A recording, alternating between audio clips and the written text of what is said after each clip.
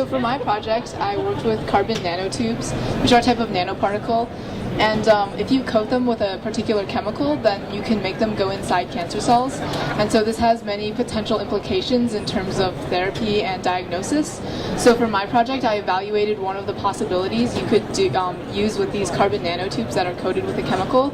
And you can make them go inside cancer cells, and when you shine a light on them, then they generate heat, and then this heat can destroy the cancer cells. So potentially this could lead to a new targeted cancer therapy. So what I did was I investigated, I started doing initial experiments to try to demonstrate that these nanoparticles are useful for targeted cancer therapy.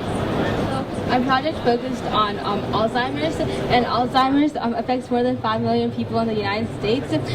So I focused on the amyloid beta protein, and we know this protein is associated with this disease because large deposits of this protein were found in the brain of patients who suffer from Alzheimer's.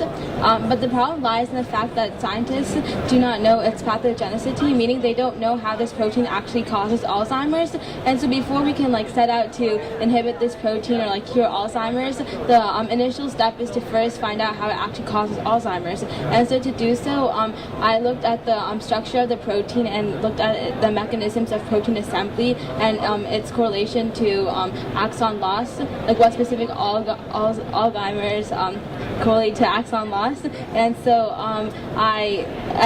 to do that, I used the atomic force microscopy machine, and with that machine I was able to do a lot of analysis regarding the height and the length.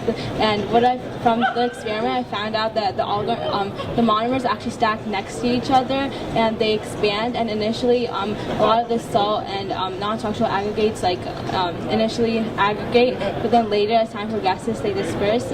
But from the overall conclusion, we were able to find out that salt actually enables these proteins to grow. And so if someone suffers from Alzheimer's and they have high elevated sodium levels, it's best to first reduce the sodium levels in order to prevent this protein growth.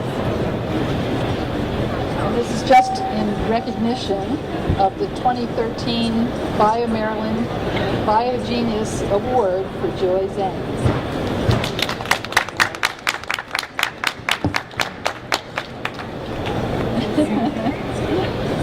And Havicha, for you.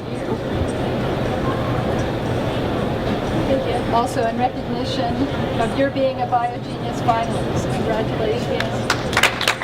As you can see, as I said before, our future is very bright here in the state of Maryland.